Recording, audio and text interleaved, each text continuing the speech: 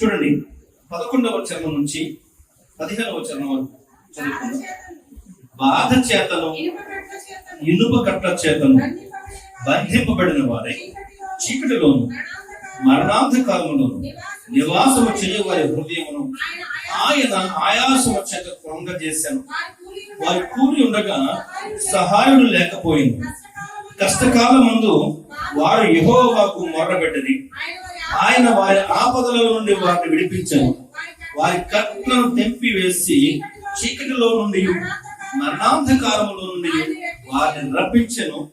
ఆయన కృపను బట్టి నరులకు ఆయన చేయు ఆశ్చర్య కార్యమును బట్టి వారి యెహోవాకు కృతజ్ఞతాస్తుతులు చెల్లించుదురుగాక. ప్రార్థన చేసుకుందాం. ప్రేమ నమ్మకము గల ప్రేమ తండ్రి, పరిశుద్ధ యేసయ్య నిత్యుడ సత్యదేవుడా, మాకు చాలా ప్రభు నీ పిల్లలముగా మరి మీ పాదాలకు చేరవచ్చాము. దయ చూపించండి. వినుటకు తగిన విధంగా ప్రభు సిద్ధ మనసు దయచేయండి. మా చెవులకు వినికిడి అనగలిగిన శక్తి దయచేయండి. గ్రహించు లోబడి మనసు దయచేయండి. నిలబడి నిలబడును అజ్ఞానాన్ని పూర్తిగా మరుగుపరచండి. మీ స్వరం మాకు వినిపించండి. మీ బలిష్టమైన రకమైన భద్రత చేయండి. మీ కరుణ కటాక్షము మీ వాత్సల్యం నా మాపై కుమరించండి. నిలబడి నిలబడు నాకు పూర్తిగా మరుగుపరచు. మీ వాక్ ప్రత్యక్షత మాకు కలిగి పొందమని యేసయ్య నామమున స్తుతించి ప్రార్థిస్తున్నాం తండ్రి. ఆమేన్. ఆమేన్. స్తోత్రం. చదవబడిన వాక్ మాటల్లో కొన్ని విషయాలు మనం ఈరోజు నేర్చుకున్నాం. ప్రియమైనటువంటి బిడ్డలారా, ఇక్కడ మనకి ఒక సందర్భం కనిపిస్తా ఉంది. ఏంటి అంటే, ఇక్కడ దేవుడే స్వయంగా వారిని బాధకు అప్పగించినట్లు, ఇనప కట్ల చేత బంధించి చీకట్లోకి మరణాంధకారంలోకి తోసినట్లు, వారు ఆయాసం చేత కృంగిపోతే కృంగి కూలిపోయి ఉండగా సహాయం లేకుండా చేసినట్లుగా మనం వాక్యంలో చూస్తున్నాం. ఎందుకు జరిగింది? దేవుడు ఎందుకు వాళ్ళని బాధించాలి? దేవుడు ఎందుకు బాధించాలి? ఇనప కట్టండి మామూలు విషయమా? అసలు ఆ బంధకం ఇనుము చేత కట్టితే ఇంకేం కాదు, దాన్ని తెచ్చడం ఎవరి వల్ల కాదు. ఇనప కట్టు చేత బంధించి చీకట్లో నుంచి మరణాంధకారం స్థితిలో ఉండగా వాళ్ళు ఆయాసంతో కుంగిపోతే సహాయం చేసేవారు లేకుండా పోయారు. ఏంటంటే అంత భయంకరమైన శిక్ష, చాలా భయానకంగా ఉంది కదా. ఎందుకు జరిగింది ఇట్లా? కారణం ఏంటి అని చూస్తే మనకి ఇక్కడ 10వ చరణంలో మనకి ఆ అంశానికి ఆధారం అవుతుంది. ఏం చేశారండి వీళ్ళు? దేవుని ఆజ్ఞకు లోపడక దేవుని యొక్క ఆ మహోన్నతుని యొక్క తీర్మానం ఏం చేశారంటే వీళ్ళు తృణీకరించినందున ఉంది. ఎందుకు బాధించబడ్డారు? ఎందుకు ఇనపకాటు బంధించబడ్డారు? ఎందుకు వీళ్ళు చీకట్లోకి మరణాంధకారంలోకి అక్కడ నుంచి ఆయాసకరం స్థితిలోకి వెళ్ళిపోవడానికి కారణం ఏంటి అని మనం ఆలోచన చేస్తే అక్కడ పైన కారణం అర్థమవుతున్నారు. అంటే దేవుడు శిక్షించిన, ఆశ్రయించిన ఓరకనే ఎవరిని ఎప్పుడు చేయలేదు.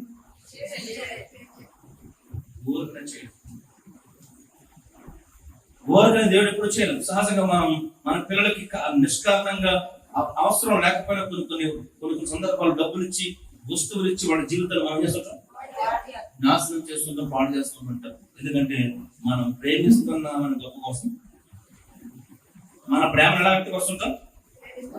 ప్రేమిస్తున్నామని. మన ప్రేమ చివరికి ఏం చేస్తుంది? నాశనం దగ్గర తీసుకెళ్తుంది. దేవుడు ఎందుకని ఎవరికి కూడా వదిలి చేయడు. ఊరికని ఎప్పుడు కూడా వాగ్దానం, ఒక షరతు లేకుండా వాగ్దానం లేదు, హెచ్చరిక లేకుండా శిక్ష లేదు. అర్థమవుతుంది మీకు? వాగ్దానం నెరవేర్పు లేకుండా, క్షమించాలి, ఆ షరతు లేకుండా వాగ్దానపు నెరవేర్పు లేదు. అలాగే హెచ్చరిక లేకుండా ఎవరికి శిక్షణ లేదు. దేవుడు ఎవరిని కూడా ఊరకనే నిష్కారణంగా ఎవరిని ఎప్పుడు కూడా దీవించడం లేదు, అలాగే శిక్షించడం లేదు. ఎందుకనంటే రేపటి దినాన మనమే అంటాం, ఊరకనే సాతాను ఏమంటాడు? సారీ, యెహోవా దేవుడు ఏమంటాడు? ఊరకనే చూస్తున్నాడా? ఎవరిని ఉద్దేశించి?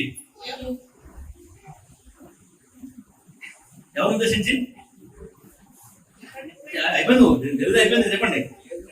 యోబును గురించి మాట్లాడుతున్న మాట ఎవరు? సాతాను అంటున్న మాట. నిన్ను ఊరకనే చూపిస్తున్నాడా? నిన్ను ఊరకనే పొగుడుతున్నాడా? నిన్ను ఊరకనే మహిమపరుస్తున్నాడా? నిన్ను ఊరకనే నీకు బలర్పిస్తున్నాడా? ఎందుకు? దీవించే కాబట్టి దీవిస్తున్నావు కాబట్టి ఏం చేస్తున్నాడు? ఊరక పొగుడుతున్నాడు, నేను చూపిస్తున్నాడు, జ్ఞాపరుస్తున్నాడు. తీసి పడేసాయి ఏంటా? తీసి పడేసాయి. ఏమీ లేనప్పుడు చూపిస్తాడు ఎవడన్నా?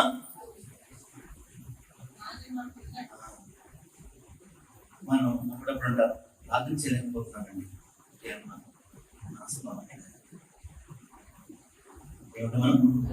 మనసు బాగోపోతే మనకేం రాదు? ప్రార్థన రాదు. అలాగే సుఖం ఎక్కువైపోయినా అప్పు ఏదైనా రాదు మనకి.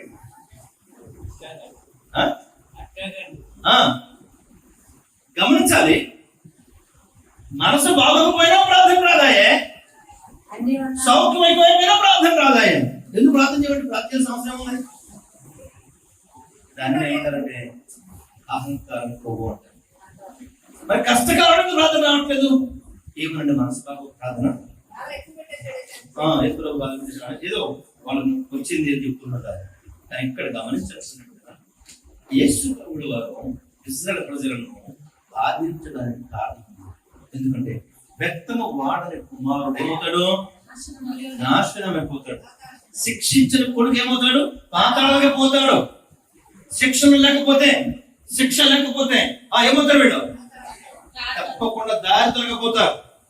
వాళ్ళకి ఏ విషయంలో కూడా జ్ఞానం ఉండదు. ఆజ్ఞలకు లోబడక దేవుడు ఒక తీర్మానం చేశాడు మరలా వీళ్ళ కోసం. ఆ తీర్మానం ఏం చెప్పారు? వీళ్ళు లెక్క చేయకుండా తృణీకరిస్తున్నారట. ఒకసారి 82వ కీర్తన చూడండి. 82వ కీర్తన చూడండి, 13వ వచనం. సరే 81, 12, 13 క్షమించాలి. అయ్యో నా ప్రజలు నా మాట వినున ఎడల, ఇశ్రాయేలు నా మార్గమును అనుసరించిన ఎడల ఏంటట? ఎంత మేలు. పైన 10వ వచనం. ఐగుప్తీయుల దేశములో నుండి నిన్ను రప్పించిన నీ దేవుడు యెహోవాను నేనే. నిన్ను బావుగా తెరువుము, నేను దానిని నింపెదను. అయినను నా ప్రజలు నా మాట ఆలకింపకపోయిరి, ఇశ్రాయేలీయులు నా మాట వినకపోయిరి. చేస్తారట. అస్సలు దేవుని మాట వినడానికి ఇష్టపడట్లేదు. కానీ కింద గమనించాలి ఏమంటాడు దేవుడు? ఇప్పుడు నా మాట వినిన ఎడల, నా మార్గం అనుసరించిన ఎడల ఎంత మేలు, ఎంత మేలు. చిన్న మేలు, చిన్న చిన్న మేలుడు కాదండి. అక్కడ చెబుతున్నాడు మొత్తం 3 విషయాలు గొప్ప అద్భుతాలు మనకు తెలియజేస్తున్నాడు. ఒకటి, శత్రువులు నీ దగ్గర అణగదొక్కబడతారు. ఒకటేంటి? మాట వింటే శత్రువులు అణగదొక్కబడతారు. రెండవది, నిన్ను ద్వేషించేవారు ఏమవుతారు? శాశ్వత కాలంగా నీకు లొంగుతారు. నిన్ను ద్వేషించేవారు శాశ్వతంగా లొంగుతారు. మూడవది, అతి శ్రేష్టమైన వాటితో నీ ఇంట్లో వారందరూ కూడా ఇవ్వబడతారు, పోషించబడతారు. ఎప్పుడు? దేవుని మాట విని ఆయన మార్గములను అనుసరించినప్పుడు. అర్థమవుతుందా మీకు? ఎప్పుడు? ఆయన మాటలు విని ఆయన మార్గమును అనుసరించినప్పుడు శత్రువులు ఏం చేయబడతారు? లొంగుతారు, అణగదొక్కబడతారు. రెండవది, ద్వేషించేవారు ఏమవుతారు? ద్వేషించేవారు లోపడతారు శాశ్వత కాలంగా. మూడవదిగా, శ్రేష్టమైన వాటితో ఈ ఇల్లు నింపబడుతుంది. ఇవి బ్రతుకున్నంత కాలం తృప్తిగా పోషించబడతారు. చెప్పండి, తృప్తిగా పోషించబడతారు. ఎంత అద్భుతం కదా? కానీ అక్కడ చూస్తున్నట్లయితే దేవుడు నా మాట వినని కారణం చేతనే వాళ్ళకి బాధ. నా యొక్క తీర్మానాలు తిరస్కరించినందుకే వాళ్ళకి నిరపకట్ట వాళ్ళు ఏం చేయబడ్డారు? బంధించబడ్డారు అని చెబుతూ, ఇంకా అంత మాత్రమేనా? చీకట్లో వెళ్ళిపోయారట, మరణాంధకారం వెళ్ళిపోయారట. వాళ్ళ ఆయాసం చేత కుంగిపోయి కూలి ఉండగా వారికి సహాయం చేసేవారు ఎవరు? గమనించండి, మనకి సహాయం చేస్తాం, ఎవరైనా సహాయం చేసేవాడు ఉంటే వాళ్ళు మనం ఏమంటాం, దేవుడిలాగా. కానీ ఆ వ్యక్తిని దేవుడిని చేసేసుకుంటాం కొన్ని సందర్భాల్లో.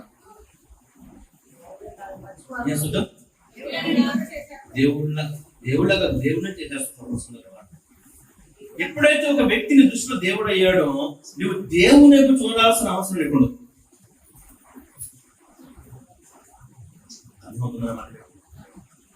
ఎప్పుడైతే ఒక మనిషి దేవుడు అయ్యాడో, ఏదో ఒక రాయరాప దేవుడు అయ్యిందో, అప్పుడు అసలు దేవుని వైపు చూడాల్సిన అవసరం నీకు ఉండదు. తద్వారా నువ్వేం కోల్పోతున్నావు అంటే ఆ దేవుని వలన పొందబోయే జీవ మార్గాన్ని కోల్పోతావు. ఎందుకంటే దేవుడు అంటున్న వాడు నీకు జీవ మార్గాన్ని, రక్షణ మార్గాన్ని అనుగ్రహించలేడు. కానీ దేవుడిని కొలిచే దేవతలు దేవుడు కూడా ఏం చేయలేవు, జీవాన్ని ఇవ్వలేవు, రక్షణను ఇవ్వలేవు. కానీ రక్షణ జీవాన్ని ఇవ్వగలిగేది ఆ పరలోక నుంచి ఈ లోకానికి ఇది వచ్చిన యేసుక్రీస్తు మాత్రమే ఇవ్వగలడు. కానీ మనకి ఇది అస్సలు మనసు పడనే పట్టదు. చాలా మంది కూడా లోకస్తులు అనే మాట ఏంటంటే, చూడొచ్చావా, నువ్వు చూసావా, తెలుసా, చూడొచ్చేలాగుంటే ఆ దినాన లాజరు కూడా వచ్చేవాడు. సరే క్షమించాలి, పేదవాడు కూడా వచ్చేవాడు. లేకుంటే లాజరే కదా, క్షమించాలి, లాజరే ఏం చేసేవాడు, వచ్చేవాడు. అబ్రహాం పంపేవాడు. అబ్రహాంకి అధికారం లేదు, రాగలిగే శక్తి లాజరుకు లేదు. ఇంతవరకు ఎవరికి అధికారం ఎవరికి ఇవ్వలేదు. దేవుడు ఇంతను అది తన స్వాధీనంలోనే ఉంచుకున్నాడు. రాగలిగేది వెళ్ళగలిగేది ఒక యేసుక్రీస్తు మాత్రమే. రాగలిగేది వెళ్ళగలిగేది ఆ అధికారం కలిగింది యేసుక్రీస్తు మాత్రమే. మనుషులకు మనుషాత్మలకు దేవుడు ఎవరికే ఇప్పుడు కూడా. ఎందుకు అవి పొందగలిగే, అప్పుడు అవి కలిగిన వారు మనం కాము, పొందిన వారు మనం. అవి కలిగిన వారం కాము మనం. ఎవరు మనం పొందిన వారం, క్రీస్తు యేసు ద్వారా పొందిన వారం తప్ప అటు దాటి దాగలే శక్తి మనకి ఎవరికి దేవుడు ఇవ్వలేదు. విషయానికి వస్తే ఇక్కడ మరణాంతకాలంలో వెళ్ళిపోయి కృంగిపోయిన సందర్భంలో కూడా ఎవరెవరి సహాయం కోసం వీళ్ళు ఏం చేశారంట, ఎదురు చూస్తారు. మనం కూడా ఇప్పుడే కాదు, ఇప్పుడు కూడా ఏదైనా సమస్య వచ్చినప్పుడు ముందు మనం ఎవరు చేయగలరు అని అటు చూస్తాం. ఎవరు చేయగలరు అని అటు చూస్తాం. చూసి ఎంతమంది ఉన్నారు అంతమంది వరకు చూసిన తర్వాత ఎవరి వలన కూడా సహాయం దొరకకపోతే మన పరిస్థితి ఇంకా విషమించుతున్న సందర్భంలో అప్పుడు ఏం చేస్తాం, దేవుని చూస్తాం. వీళ్ళు కూడా కష్టం వచ్చింది, బాధ వచ్చింది, కష్టం. ఆ బాధలో నుంచి ఎంతమందిగా అంత భయంకరమైన స్థితిలోకి వెళ్ళిపోయారు. అక్కడి నుంచి చీకట్లో వెళ్ళిపోయారు. చీకట్లో నుంచి మరణాంతకాలం వెళ్ళిపోయారు. మరణాంతకాలం బిడ్డపడిన ఎట్లా ఉంది అంటే కృంగిపోయి, కృషించుకుపోయి, అంతేనా? ఎలా ఉన్నారు? ఆయాసం వచ్చేట కృంగిపోయి కూలిపోయారు. ఆయాసం ఏం చేసింది, నీరసంతో ఏం చేశారు వాళ్ళు, కూలిపోయారు. అప్పుడు కూడా ఏం చేశారంటే వీళ్ళు సహాయాల కోసం చూసారంటే వీళ్ళు. కానీ ఎవరి సహాయం అందకపోయేసరికి అప్పుడు ఏం చేశారు వీళ్ళు, ఇక మనకి దిక్కెవరు, యెహోవాయే దిక్కు. అప్పుడు అర్థమైంది.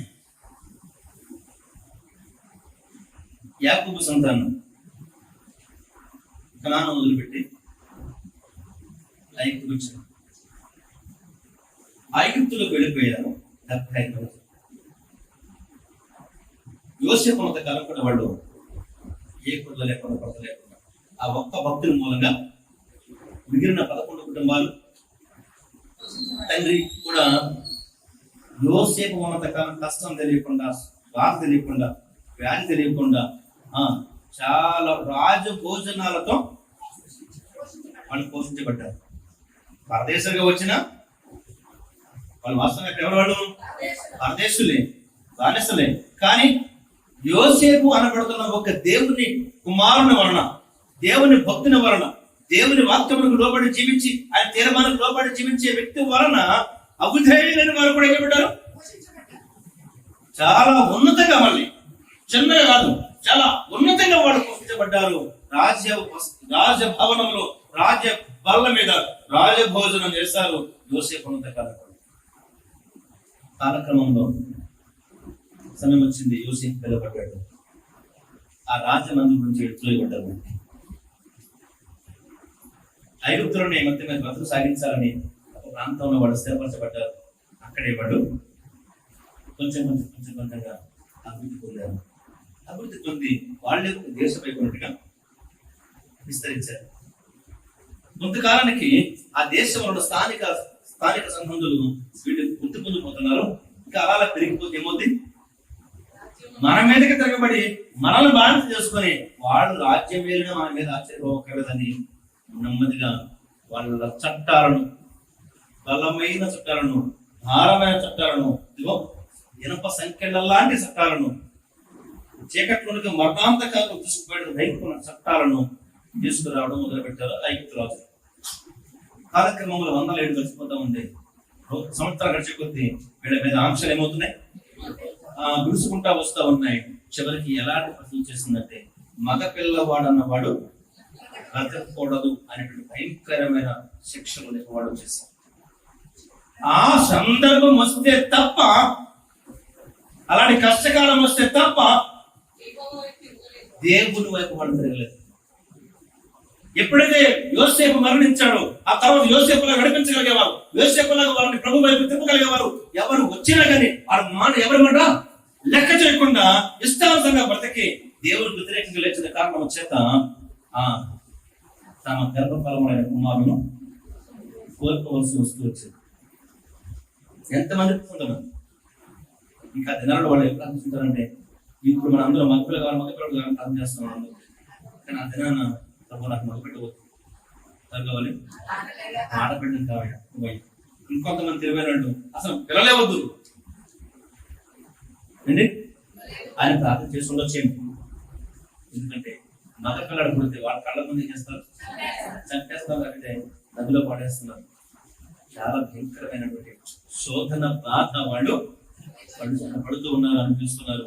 ఆ సందర్భాలు చూసి చూసి ఏడ్చి ఏడ్చి ఏడ్చి ఏడ్చి ఏమైపోయారు, అలసిపోయి కృంగిపోయి సహాయం చేసేవారు లేక, దిక్కు లేక, ఇప్పుడు దిక్కు లేక అప్పుడు దేవుని వైపు తిరిగి కష్టకాల ముందు వారు యెహోవాకు మొర్ర పెట్టిరి, ఆయన వారి ఆపదల నుండి వారు విడిపించెను, వారి కట్లు తెంపివేసి.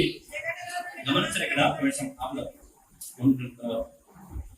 ఒక రోజున ఈ మధ్య చెప్పి సువార్త దండయాత్రలో ఒక ఇంటి దగ్గర నేను ఆగి, ఒక వ్యక్తి పెద్ద అయిన నాకంటే పెద్ద అయిన లోపల నుంచి బయటకు వస్తున్నాడు.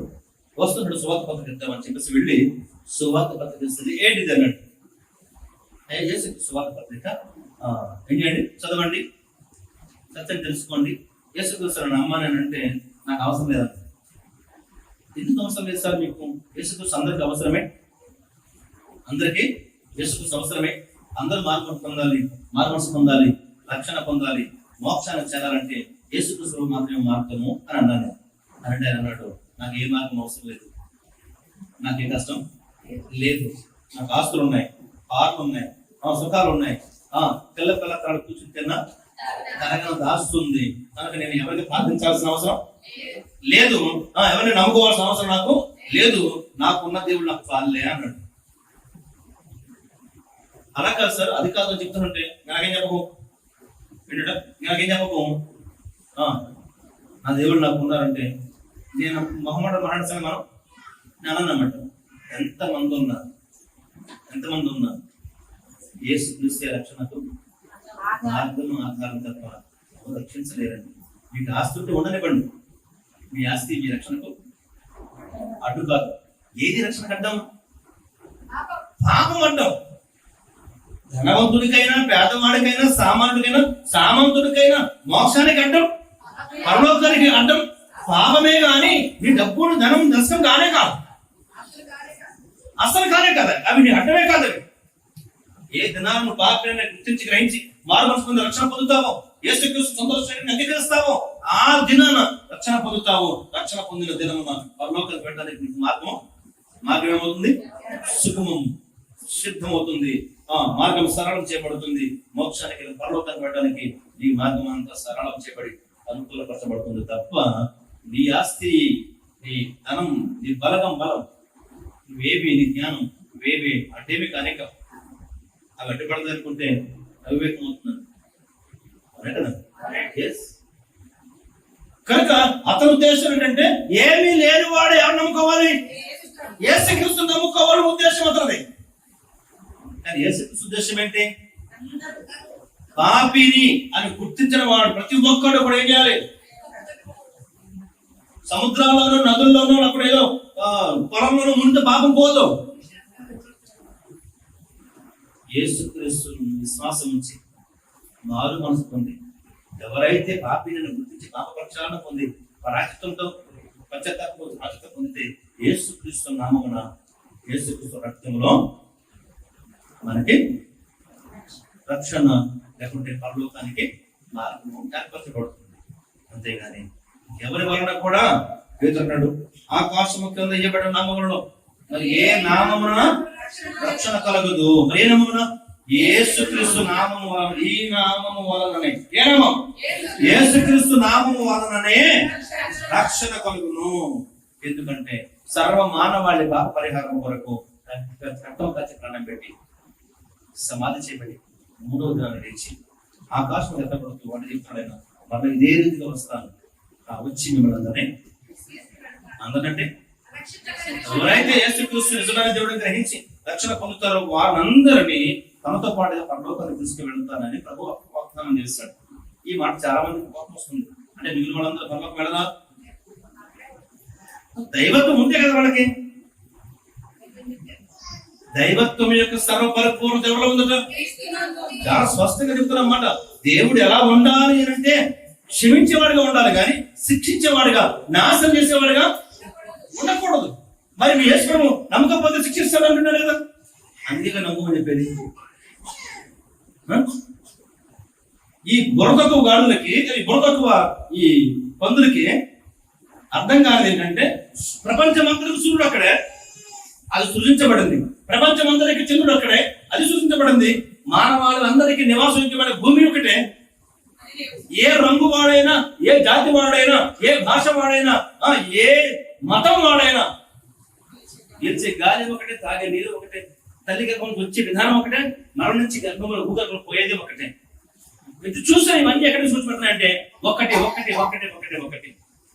కానీ దేశానికో దేవుడు, రాష్ట్రానికో దేవుడు, జిల్లాకో దేవుడు, గ్రామానికో దేవుడు, ఇప్పుడు వీధికో దేవుడు, ఇంట్లో ఎంతమంది ఉంటే అంతమందికి అంతమంది దేవుళ్ళు. మళ్ళీ వాళ్ళ దేవుడికి వీళ్ళ దేవుడికి. ఈ మధ్యన స్మార్ట్ ఫోన్ వచ్చిన తర్వాత వాళ్ళ ఫోన్లో ఉంటున్నాయి స్క్రీన్ లో వస్తాయి కదా, లాక్ స్క్రీన్ లోను హోమ్ స్క్రీన్ లో వస్తుంటాయి. ఏమొస్తున్నాయి? భర్తకేమో ఎవరుంటారు? దుర్గమ్మ ఎవరు మద్దతు ఉంటారు. భార్యకేమో రాముడు ఉంటాడు. కొడుకు ఎవరుంటారు? శ్రీకృష్ణుడు ఉంటాడు. కొడుకు ఎవరుంటారు? చెప్పండి అమ్మా. శ్రీకృష్ణుడు ఉంటాడు. కూతురు ఎవరుంటారు? ఎవరో మొత్తం మీద ఎంతమంది ఉంది అంతమందికి ఆ ఫోన్ లో ఏముండవు, ఒకడు. ప్రపంచం అంతటా కూడా ఒక సంఘాల పేరు వేరైతే ఉండొచ్చేమో కానీ దాంట్లో క్వశ్చన్ ఉంది. ఇన్ని సంఘాల, ఇన్ని సంస్థల అవసరమా అని. ఎక్కడ వాళ్ళు అక్కడే పనిచేయాలి. ఇక్కడ ఎంతమంది ఉన్నాం మనం. అందరికీ ఈ పక్కడందరికీ అజిత, ఈ పక్కడందరికీ నీరజ్ కుమార్ అని పెట్టండి. చెప్పండి. ఎక్కడ భూమి అక్కడే వ్యవసాయం చేయబడాలి. ఎక్కడ భూమి అక్కడే వ్యవసాయం చేయబడాలి. కానీ చేసేది వ్యవసాయం.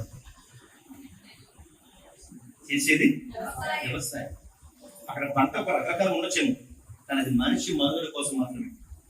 అలాగే సంఘాలు కూడా ఎక్కడ అక్కడే పని చేయాలి. ఎందుకు చేయాలంటే రక్షణ కోసం చేయాలి. ఎవరు చేస్తారంటే యేసుక్రీస్తు నామములో చేయాలి. ఎక్కడికి వెళ్ళినా బోధించే బోధ ఒకటే, యేసుక్రీస్తు గురించి బోధిస్తాం. చివరికి చేర్చేది ఎక్కడ చర్చబడుతుంది చెప్తాం, లోక రాజ్యం చర్చబడుతుంది చెప్తా. అంతేగాని ఒకడేమో మధ్య ఆకాశాన, ఇంకొకడేమో చివరి ఆకాశాన, ఇంకొకడేమో పై ఆకాశాన, ఇంకోటేమో కింద ఆకాశాన, అలా ఉండదు. అందరూ పరిశుద్ధులందరూ ఒక చోటగా చేర్చబడతారు, పాపులందరూ ఒక చోటనే పడతారు.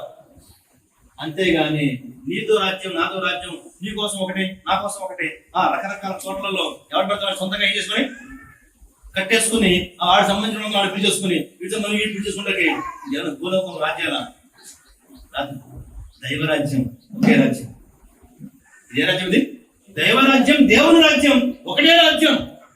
దానికి వెళ్ళే మార్గం ఒకటే, ఆ మార్గం పేరే నజరేయుడు. ఆ మార్గం పేరండి నజరేయుడు యేసు అని మార్గం ఒకటి ఏర్పాటు చేయబడింది. ఆ మార్గమును మాత్రమే ఎవడైనా పరలోక రాజ్యం చేస్తారు. మరి ఏ మార్గములో ఎవరు కూడా మోక్షాన్ని పొందే అవకాశం ఏం లేదు. అట్లాంటి అవకాశం అసలు బైబిల్లో దేవుడు ఒక్కడే, దేవుడు ఒక్కడే. ఇప్పుడు నా దేవుడు నన్ను ఎలా చేశాడంటే నువ్వు ఎలా ఉన్నా చేశాడు. మరి నీ దేవుడు ఎలా చేశాడు నిన్ను? నా దేవుడు నీ దేవుడు ఏం చేశాడు? నీ ముఖాన్ని నీ దేవుడు ఎలా పెట్టుకోవచ్చుగా, పక్క పెట్టుకోవచ్చుగా, పై పెట్టుకోవచ్చు ముఖాన్ని. నా దేవుడు అయితే నేను ఎలా ఉన్నానో ఆయన పోలకుండా నన్ను చేశాడు. మరి నీ దేవుడు, నా దేవుడు అక్కడ ఏం చేశాడు? దేవుడు నిన్ను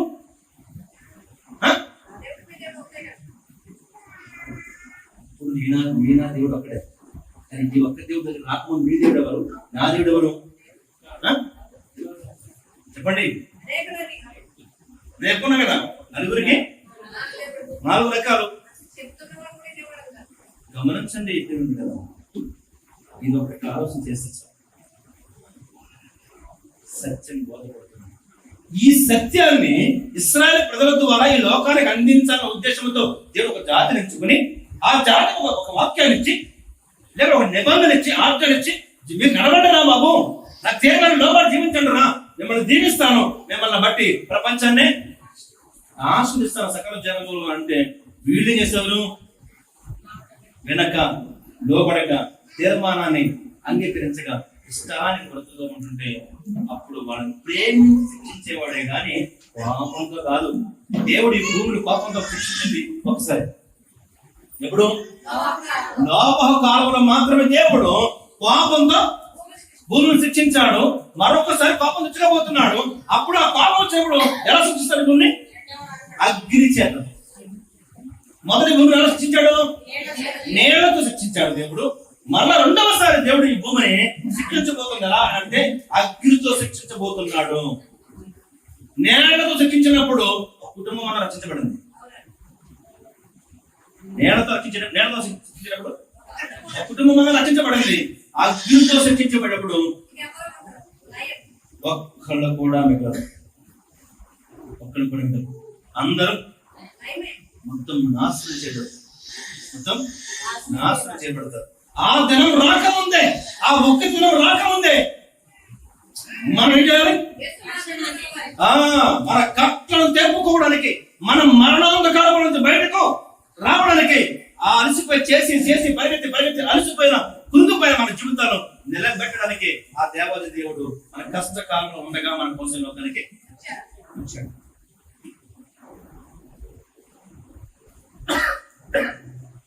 వచ్చి మనందరి కోసం మనం శిక్షించలే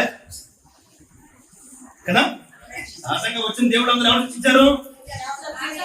ఎవరు దుర్మార్గులు అంటే వారిని, ఎవరు దుష్టులు అంటే వారిని శిక్షించారు. కానీ యేసు విలోకానికి వచ్చి దుష్టుని శిక్షించడం మొదలు పెడితే ఏమవుతుంది? మానవాళ్ళంతటినీ రేపు కోటలో మొత్తం నాశనం చేశారు. ఎందుకంటే నీతిమంతుడు లేడు, ఒక్కడు లేడు. అందరూ పాపం చేసి దేవుడు అనుగ్రహించి మహిమను పొందకపోతా ఉన్నారు. కనుక అప్పుడప్పుడు వచ్చి శిక్షించి వెళ్ళిపోతే వెళ్ళిపోయేది కానీ పాపం, పోయేది కానీ కాదు పాపం. అందరూ పాపంతో ఉన్నారు.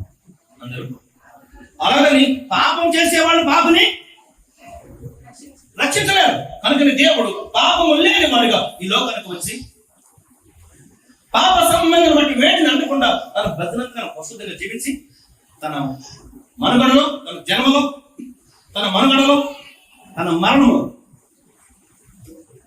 పాపం లేకుండా చూసుకుని యుక్త కాలం ముందు, యవన కాలం ముందు తన రక్తం కాచి సర్వ మానవాళి పాప పరిహారం కోసం చిందించాడు. ఆ రక్తంలోనే మానవాళికి అంతటికి విమోచన. ఇప్పుడు ఇశ్రాయేలు ప్రజలు దేవుని మాట విని కష్టంలో పడితే మిగిలిన లోకమంతా కూడా, మిగిలిన జనులందరూ కూడా పాపం వలన కష్టాలు పడుతున్నారు. ఎందుకంటే తప్పు చేసిన వాడు శిక్షించబడి విడిపించుకోవచ్చు, కానీ పాపం చేసిన వాడు తప్పించుకోవడానికి అవకాశం లేదు. కాబట్టి యూదులేమి సిద్ధులని ఎవరైనా అందరూ పాపం చేసి దేవుని మహిమను పొందక శాపగ్రస్తులు మిగిలిపోయి నక్కలిపోతున్నారు. కాబట్టి దేవుడు అందరిని దర్శించడానికి తను తాను ప్రత్యక్షపరుచుకున్నాడు. ఆ దినాల కష్టంలో ఉన్నప్పుడు ఎవరు సహాయం చేయకుండా ఏ విధంగా అయితే ఇశ్రాయేలు ప్రజలు దేవునికి ఉమ్మార్లు పెట్టి విమోచించబడ్డారో, రక్షించబడ్డారో, తర్వాత చూసినట్లయితే వాళ్ళు ఆశ్చర్యమైన కార్యములు వాళ్ళ పట్ల దేవుడు జరిగించినట్లుగా మనం చూస్తున్నాము. అదే విధంగా మనమందరం కూడా దేవుడు లేనివారు. మనం చెప్పాలంటే మన హైందవులు, లోకస్తులందరూ కూడా దేవుడిని ఊరుకుతారు, వెదరుకుతారు, కానీ దైవత్వం కష్టం ఎవరికైనా అందులో యేసుక్రీస్తు నమ్మకానికి ముందే ఆలోచించేవాడండి. ఏం తెలుసా, ఆ దేవుడు అందరూ ఎప్పుడు చూస్తున్నా వాళ్ళ భార్యను కూడా పడటమే తప్ప మనుషులు పట్టించుకున్న డాక్టర్లు ఎక్కడ మనం కనపడదు. ఇంకా గమనించండి, చూసుకోండి. మనుషులతో సత్సంబంధాలు ఉన్నవాడు ఒక దేవుడు మనకు కనపడ్డాడు. ఏముంటది, ఫస్ట్ ఈ దేవుడు పుడతాకి వాళ్ళ అమ్మ బాబాలు పిల్లలు ఉండరు. ఎప్పుడు పూజలు, యజ్ఞాలు, యాగాలు చేశాక అప్పుడు దేవుడు పుడతాడు. పుట్టిన తర్వాత కొన్ని ప్రజల కోసం చేశాడంటే ఏముండదు. ఒకడు భార్య ఎత్తిపోతాడు, దేవుడే వేళ భార్యని దేవుడు ఎత్తిపోతాడు. ఇంకొకటి భార్య ఎత్తుకుంటా ఆడిపోతాడు. చివరికి అక్కడే ఆడ భార్య దగ్గర చరిత్ర ఆ దొరికేసరికి చదువుకులో చెప్పితే అంతే అయిపోయింది. ఈ లోపల ఎక్కడ ఉంటే వీళ్ళు విగ్రహాలు వెళ్ళిపోతారు, దేవుడు అయిపోతారు. శుభం కాదు. బైబిల్ దేవుడు మనిషి చేశాడు కదా, చేసిన నాటి నుంచి ప్రతిరోజు చల్లపూట వేళ ఏంటంటే ప్రతిరోజు చల్లపూట వేళ ఏదేను వాహనం దిగి వచ్చేవాడు. ప్రతిరోజు మనసుతో ఉండేవాడు. అలా వెళ్ళిపోయిన తర్వాత ఒక రోజున సందర్భంలో, ఒక ఒంటరిగా వెళ్ళిన సందర్భంలో సాతానుడు దేవుని గాయపరచడం కోసం, దేవుని బాధపెట్టడం కోసం తన దేవుని బలహీనతలు ఆయన కుమారుడు మనిషి తన బలహీనతలు కొడితే బలవంతుడు దిగొస్తాడు అనుకున్నాడు. తన బలహీనతల మీద కొట్టాడు. దేవుడు చాలా బాధపడ్డాడు. ఎందుకంటే నా కొడుకు కూడా నాలాంటి బలవంతుడు అనుకున్నాడు. నా కొడుకు నాలాగా బలవంతుడు, నా మాట వింటాడనుకుంటే ఈ కొడుకు ఎక్కడ దూరాడు? శత్రువు ఇంట్లో దూరాడు. శత్రువు యొక్క మాటతో పడిపోయాడు. తండ్రి విలువలాడిపోతున్నాడు. నా శత్రువు సంతోషిస్తున్నాడు. ఎందుకంటే దేవుని కుమారుని నేను మోసం చేయగలిగాను. దేవునికి వ్యతిరేకంగా, వాడి తండ్రి వ్యతిరేకంగా నేను వాడిని లోపరచగలిగానని వీడు ధర వెగుతా ఉన్నాడు. ఇంకెప్పుడైతే శత్రువు యొక్క ప్రభావం పెరిగిందో దేవుడు తన సహవాసాన్ని తగ్గించుకుని పర్వతానికి పరిమితం అయిపోయి ఆకాశంలో నుంచి నా మాట ఎవరైనా వింటారా, ఆ మాటను ఎవరు వింటారని వెతుకుతూ ఉండగా ఒక వ్యక్తి దారసపడ్డాడు. అతని పేరు అబ్రహాం. కూడా మధ్యలో మనం ఉన్నప్పటికీ కూడా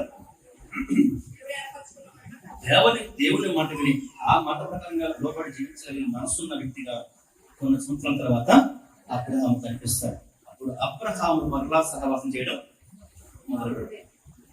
అప్పుడు మళ్ళీ అబ్రహాం సహవాసం చేయడం మొదలు పెడతాడు. అబ్రహాం దగ్గర నుంచి క్రమక్రమంగా జనులు తిరిగి కొద్ది వాళ్ళ పాపం కూడా పెరుగుతూ వచ్చింది. అప్పుడు దేవుడు మళ్ళీ ఆగిపోయి చేశాడంటే అందులో కొంతమంది ప్రవక్తలను ఎంచుకుని దేవుని ప్రతినిధులుగా మనుషుల మధ్యలో ప్రవక్తలు ఉంచాడు. అయినా పోయేసరికి దేవుడే శరీరధారిగా ఈ లోకంలోకి వచ్చి ప్రక్షాళనకి తగిన పరిష్కారం శాశ్వతంగా జరిగించి మానవుడంతటిని నేటికి ప్రేమతోనే పాపంతో కలిసిన ప్రేమతోనే పిలుస్తున్నాడు. ఇది అర్థమైందా? దేవుడు అంటే ఏంటికి అర్థమవుతుంది. కానీ దేవుడి గురించి ఆలోచించాల్సిన అవసరం ఉన్నట్లేదు. ఈ రోజున ఏది పట్టుకుంటే అది దేవుడుకుంటారు. అవివేకులు, అజ్ఞానులు వాళ్ళు ఏం చేస్తున్నారో కూడా, చదువుకున్నా కూడా జ్ఞానం రావట్లేదు. ఇప్పుడు చదువు లేనప్పుడు చేసామంటే అర్థం ఉంది.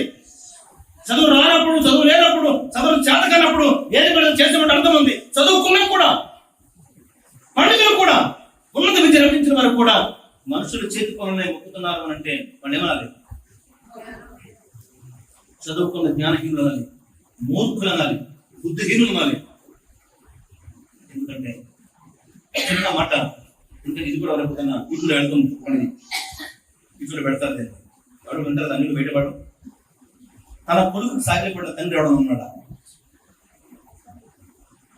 తన కూతురు సాగిలపడిన తల్లిదండ్రులు ఎవరన్నా ఉన్నారా?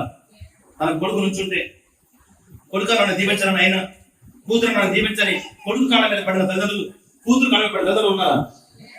ఉన్నారా చెప్పండి. మరి ఎవరున్నారు? తండ్రి కాళ్ళ మీద, తల్లి కాళ్ళ మీద పడిన పిల్లలు ఉన్నారు. తండ్రి అనే దేవుడు తన పోలికలో మనుషులు మనం చేసుకున్నాడు. మనం ఏం చేయాలి? తండ్రి కాళ్ళ మీద పడి ఆయన ఆశీర్వాదం పొందాలి. ఇది విధి, ఇది రూల్, విధానం. కానీ మనం చేస్తున్నాం, మనం నచ్చినట్టు చేసుకుని మనం చేసుకున్న వాటికి మనం సాగిలపడుతున్నాం. మనం చేసుకున్న దానికి ఏమవుద్ది?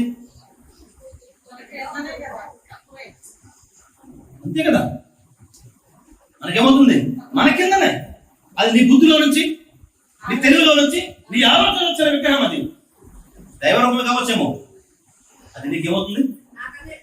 నీకంటే ఎక్కువగానే కాదు. బైబిల్ చాలా స్పష్టంగా వాక్యం, కుమ్మరి వాడు కొండ చేసేలా పెట్టాడు. కొండ అంటుందంట, పొయ్యి కుమ్మరి నాకు వృత్తు సాగిలపడు అందట. కుమ్మరుడు పాపం వచ్చింది, తీసాడు, తొప్పితే కొండ ఏమైందట, మొక్కలు అయిపోయిందట. సృష్టికర్త దేవుడు ఎలాంటి తెలుసా? కుమ్మరి కొండ తొక్కితే తుక్కైందో, దేవుడు తొక్కితే ఈ భూమే తుక్కైపోతుంది. కనుక ఆ దేవుడికి భయపడాలి.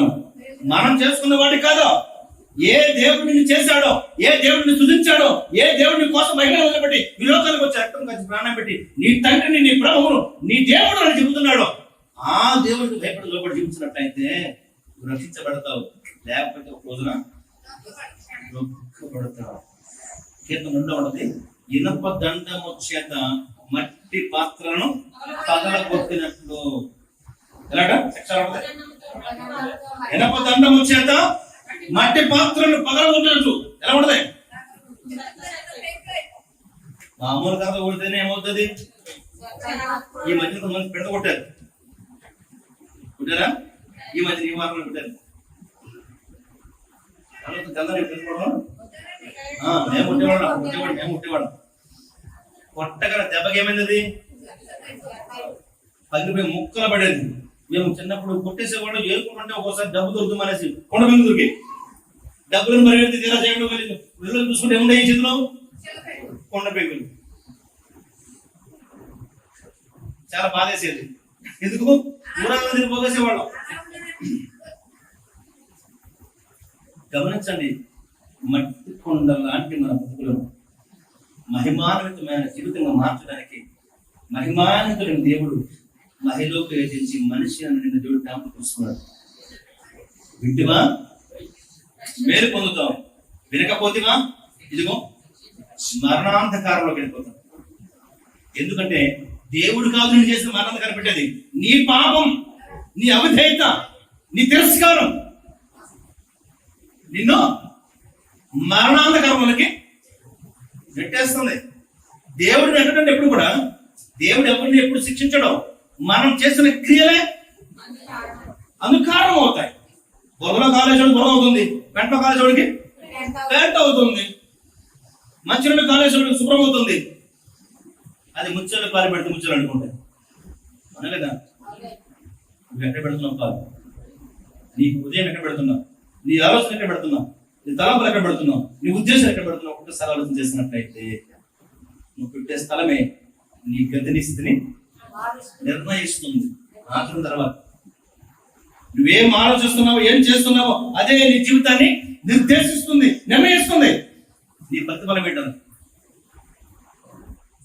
నేనైతే నా కాళ్ళు ఓళ్ళు కడుక్కుని ఇప్పుడు వాక్యం అనే ముత్యాలలో నా దేహం అంతా పెట్టాను. నేను స్తోత్రం చెబుతాను. మీరు అందరూ కూడా అంతే కదా? చెప్పండి గట్టిగా, చెప్పండి గట్టిగా.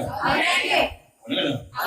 మన దేహం అంతా సజీవ లేకుండా వాక్యంలో పెట్టేస్తాం. మనం వాక్యాన్ని మనం అప్పగించుకున్నాం కాబట్టి మరణాంతకాలంలో నుంచి కుంగిపోయిన స్థలంలో నుంచి మనం చేయబడ్డాం, లేకపోతే అక్కడ ఏమని చెప్పండి, అక్కడ తీసుకొచ్చి ఇక్కడ పెట్టాడట. మరణాంతకాలంలో నుంచి చీకట్లో నుంచి తీసి మనం ఏం చేశాడు? రప్పించను. రప్పించి ఏం చేశాడట? ఆయన కృపను బట్టి, ఆయన కృపను బట్టి నరులకు ఆయన చేయు ఆశ్చర్య కార్యములను బట్టి.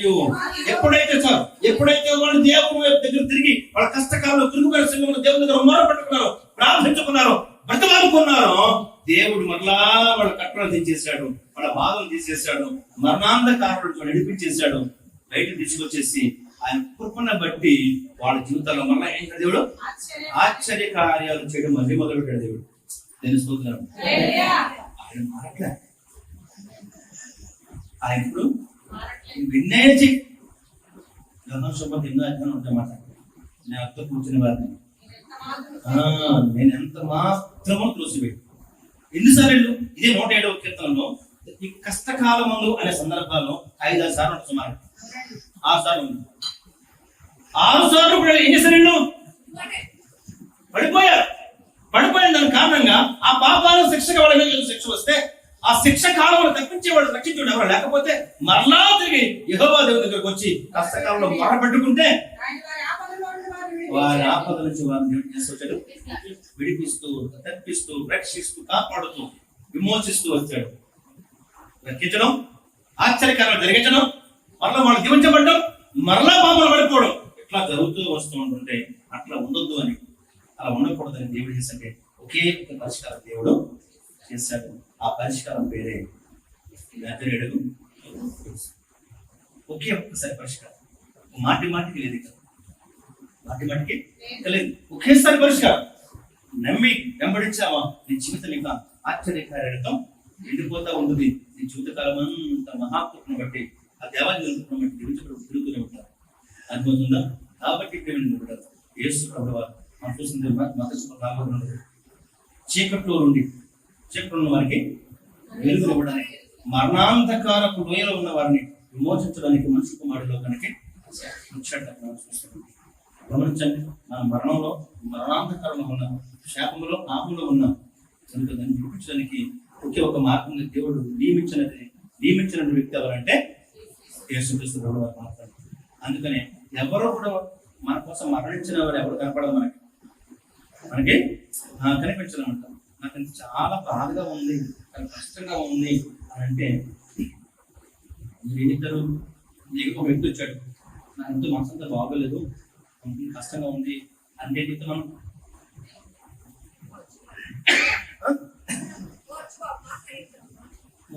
సాధించుకోమాట ఇంకే చెప్తాము ఇప్పుడు కాబట్టి. లేకపోతే తణుకు పట్టణంలో మంచి సైకిల్ తీసుకున్నాడు, మానసిక రోగులకి చూపించుకో, లేకపోతే పలానా వాళ్ళ దగ్గరికి వీడు కూర్చో, వాళ్ళు చెప్పే మాటలు భలే ఉంటాయి, నీకు ఓటనిస్తాయి అని చెప్తారు. అవునా కదా? ఇప్పుడైతే ఏం చెప్తారు?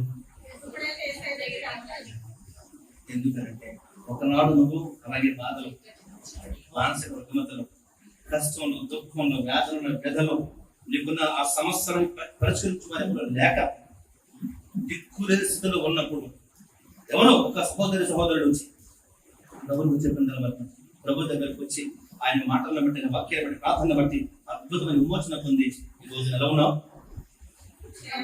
చాలా సంతోషంగా, చాలా శాంతి, నెమ్మది, సమాధానం కలిగి గొప్ప ధైర్యంతో ఉన్నా. నాకు నిజం చెప్పండి, ఇక్కడ కూర్చున్న వారు యేసు దగ్గర రాకముందు ఇంతమంది చచ్చిపోతే నయమనుకున్న వాళ్ళ సందర్భాలు వచ్చినాయి. చచ్చిపోతే నయం ఈ బతుకుతడం కంటే, ఈ బాధలు పడ్డం కంటే, ఈ కష్టాలు పడ్డం కంటే, ఈ అవమానం పడ్డం కంటే ఏది మేలు? సావడం మేలు అనుకున్న వాళ్ళు ఎంతమంది ఇక్కడ? కానీ ఇప్పుడు ఆ మాట వస్తారు. ఎందుకంటే అందులో దీక్షణకు ఆధారం, మనకు ధైర్యం ఉంది ఇక్కడ. ఎందుకంటే మనం చావకూడదని, చచ్చి నరకానికి వెళ్ళకూడదని, మన స్థానంలో మన నిమిత్తం, మన కొరకు మరణముని దగ్గర రాకుండా, మరణ భయం లేకుండా చేయడానికి మహిమానవంతుడైన దేవుడే మనిషిగా ఈ లోకానికి ఎదిరించి మన స్థానంలో మన నిమిత్తం మన కొరకు శిలువ యాగం శ్రమ పొంది రక్తం కాల్చి ప్రాణం పెట్టాడు. అందుకే మనం శ్రమ పడాల్సిన అవసరం, శ్రమంలో మనం తోడుకోవాలి, విడిపించేవాడు అన్నట్టు ధైర్యం అవుతుంది. మరణించాల్సిన సమయం మనకు లేదు, నరకానికి పోవాల్సిన అవసరం మనకు లేదు. మనం మరణ భయం కలిగించడానికి ప్రభువే మన కోసం ఇచ్చాడు. మరణించాలి కాబట్టి మనకి మరణ భయం లేదు. మనం భౌతికంగా మరణించిన ఆత్మానుసారంగా చేస్తాం. మనం ఇప్పుడు కాలం చూపించే దేవుని పెడతామని ఒక ధైర్యం మనకు ఉంది. ఇప్పుడు ఒకనాడు మా నాన్నమ్మ గారు ఎవరు, మా అమ్మమ్మ గారు ఎవరు చెప్పలే విషయాలు. ఏం చేయాలి మోక్షానికంటే, మోక్షం గురించి నాకు తెలవదు కానీ సుఖ సత్యాలు సిరి సంపద ఉండాలంటే ఈ పూజ చేయాలరా, ఆ పూజ చేయాలరా అని చెప్పేవాడు. ఎందుకంటే మా అమ్మమ్మలకు నాన్నమ్మ గారు చెప్పారు, వాళ్ళ మా నాన్నమ్మ చెప్పారు అన్నమాట. అట్లాగా మన దేవుళ్ళు కూడా ఏం చెప్పారంటే, అడగదు ఏమన్నా ఏం చేస్తారు అడిగితే ఏం చెప్పారు మీరు. దేవుడు కూడా అలాగే అడిగితే వాళ్ళని చూసి పలానా యజ్ఞించి, పలానా నేలకలు మునుగు, పలా ఏట్లకలు మునుగు, పలా కోరండి మునుగు అని చెప్పారు తప్ప నేను ఏం చేస్తాను అని వాళ్ళు కూడా చెప్పారు. వేసి అంటాడు అనేకులకు విమోచన క్రయధనముగా, విమోచన క్రయధనమును చెల్లించుటకు నేను మనుషు కుమారునిగా ఈయనేమలేదు, యోర్దానులో మురుగు, ఎర్ర సముద్రంలో మురుగు, నల్ల సముద్రంలో మురుగు, హిందూ మహాసముద్రంలో మురుగు, గంగాలో మురుగు, ఈ భూమిలో మురుగు చెప్పలే. అందరూ ఏమన్నారు, అక్కడ మురుగు ఇక్కడ మురుగు వచ్చే ఇచ్చే అని వాళ్ళు చెబితే ప్రభు ఏమన్నాడు, మిమ్మల్ని విమోచించడానికి నా ప్రాణమునిస్తున్నాను. ఈయన నేనేం చేస్తున్నాను చెబుతున్నాడు. వాళ్ళేమంటే ఏం చేయాలి చెబుతారు అంతే. దాని వల్ల రక్షణ లేదు.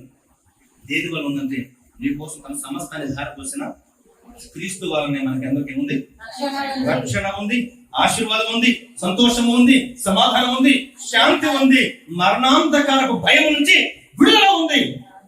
చివరికి ఆ మహాదేవుని వలన ఆశ్చర్యమైన కార్యాలు కూడా. ఇలాంటి సంబంధాలు ఏ దేవుడు మనుషుతో కలిగి లేడు. మన వీళ్ళు పూసుకోవడమే ఆ దేవుడు. దేవుడు వచ్చి మనకు ఇచ్చింది, వచ్చి చేసింది. కానీ ఇక్కడ దేవుడే వచ్చి మన మధ్యలో ఉండి, మనలో ఉండి, మనతో ఉండడానికి అని ఇష్టపడుతున్నాడు. ఎంత మంచి దేవుడు కదా. ఇలాంటి దేవుడిని మాట వినకుండా ఎక్కడికి పోదాం? ఇలాంటి దేవుని ఆజ్ఞను అనుసరించకుండా, ఆయన వాక్యం లోబడకుండా, ఆయన తీర్మానాన్ని అంగీకరించకుండా ఎందుకు తిరస్కరిస్తాం? ఎందుకు తిరస్కరించొద్దు. ఆయన ఆజ్ఞను తృణీకరించొద్దు. ఆయన ఆజ్ఞ లోబడదాం, ఆయన తీర్మానాల ప్రకారం జీవిద్దాం. ఆశ్చర్యకరమైన రీతిలో మేలుడు వల్ల పొందుదాం. దేవుడు పొందుబాటు దీవించి ఆశించను గాక.